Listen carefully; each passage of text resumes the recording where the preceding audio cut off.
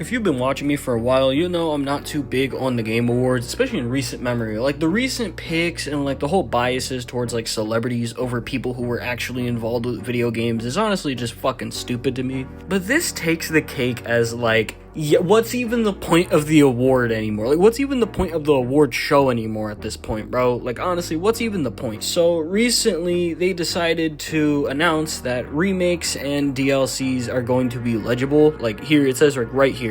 The Game Awards aims to recognize the best creative and technical work each year, irrespective of the format of that content's release. Expansion packs, new game seasons, DLCs, remakes, and remasters are all eligible in all categories if the jury deems the new creative and technical work to be worthy of a nomination. Factors such as the newness of the content and its price/value should be taken into consideration. Never gonna give a fuck, never gonna give a damn, never gonna understand, so fuck you.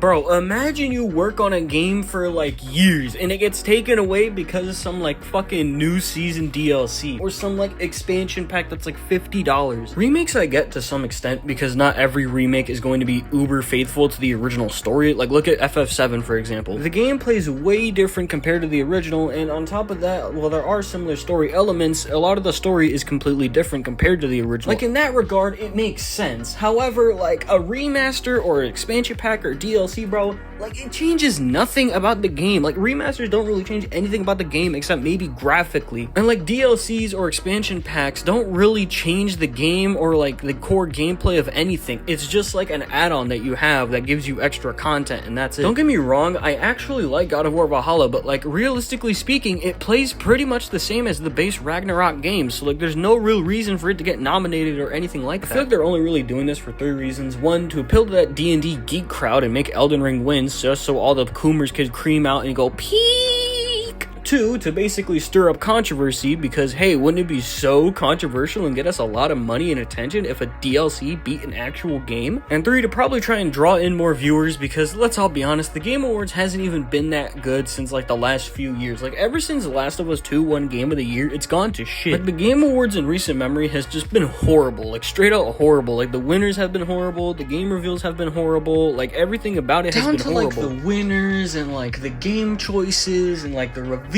like it's all just been slop at that fucking point. Like, the quintilogy of the Game Awards game reveals is like indie game, shooter game, Viking game, or D&D game, or like build your own civilization game. That's pretty much it. They also just have certain biases towards things, especially if it's like indie or D&D, or like a random celebrity. Like, when random celebrities like Al Pacino are there, they'll give him like 12 minutes of screen time, but God forbid a developer actually be happy his game won an award and has like a 3-minute speech. Like, God of War Ragnarok, and I actually counted when this happened, like Ragnarok won way more awards than Elden Ring, but somehow Elden Ring won Game of the Year despite it receiving less. And like half the show is also just fucking ads. Like, you can make a whole Monday Night Raw episodes just from the Game Awards' ads alone. Like, bro, I'm here to see what games get revealed or what games win, bro. I'm not here to watch like the 1,000 fucking like lotion Old Spice ad for the upteenth time, then followed by like some car insurance ad or promoting a movie that's gonna bomb at the box office. It just overbloats the show basically. Like, no one really wants to sit there and watch like a dozen ads before a game gets nominated. And like, the winner of Game of the Year is always some indie game or some like D&D game compared to like the 3 really good games that deserved Game of the Year nominations. Like, their biases in that regard is just not even trying to hide it. Like, they already know. And I feel like them adding DLC and like all this other stuff to be eligible for Game of the Year or other categories is just like, it's not really their final nail in the coffin, but like it's pretty much like a new low that they've set for themselves. Like, this is about fucking games. Like, this is literally about brand new games that have come out this year, dude. Like, it should just be about the games that came out this year, not like DLCs or anything that came out this year, dude, because that doesn't make sense. Remakes make sense to some extent because, you know, not every remake is the same as the original and like plays the same as the original. However, like, even then, I feel like they should probably like think about stuff like that. Like, it's not even the Game Awards anymore, it's just the DLC awards, because, like, bro, again, imagine you work on a game for 5 years and it gets beaten by, like, some fucking William Biggleton III fucking DLC. And I feel like the precedent that this is gonna set for developers going forward is not really going to be that good. Like, I feel like the developers, rather than actually try and make a new game that improves upon the first one or something like that, or making a new game that's, like, far more improved than the last game, it's just gonna be like, maybe we could turn this idea that we already had for a new game into a $50 expansion DLC that does absolutely nothing to change the core value or gameplay of the game, and then we could win Game of the Year. Like, it's an all-around lazy and stupid way to approach shit like this. Again, this isn't even like the Game Awards, it's the DLC Awards at this point. Like, I used to be semi-interested in what got Game of the Year or what games were revealed during the Game Awards. Like, I remember staying up during the Game Awards just to see if MK11 got revealed, and it did. Like, my excitement over what games get revealed or what games win now is just, like, completely dwindled, and at this point, like, I honestly could just care less. Like, what excitement is there in knowing the fact that a D&D game or an indie game is gonna win it and then, like, die the next day? What excitement is there in knowing that there's gonna be a celebrity who just bloats the runtime while a developer actually gets barely any screen time? What's there to be excited about when they're just playing a bunch of ads and just slowly stalling the show to drag it out to midnight? It's like influencer boxing, bro. Like, everything about it is horrible, and then at the end it gets even worse. And then people on Twitter get fucking mad, and I know, like, the host of the Game Awards just counting his fucking fat money and smoking a cigar like,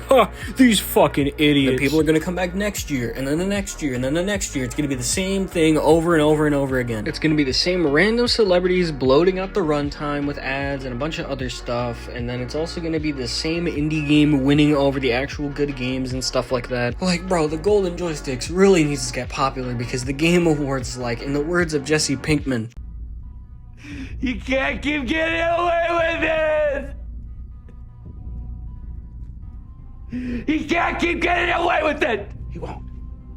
Like, Golden Joystick, can you please get more and more popular and don't sell out like this, please? God damn it! Same shit, different day.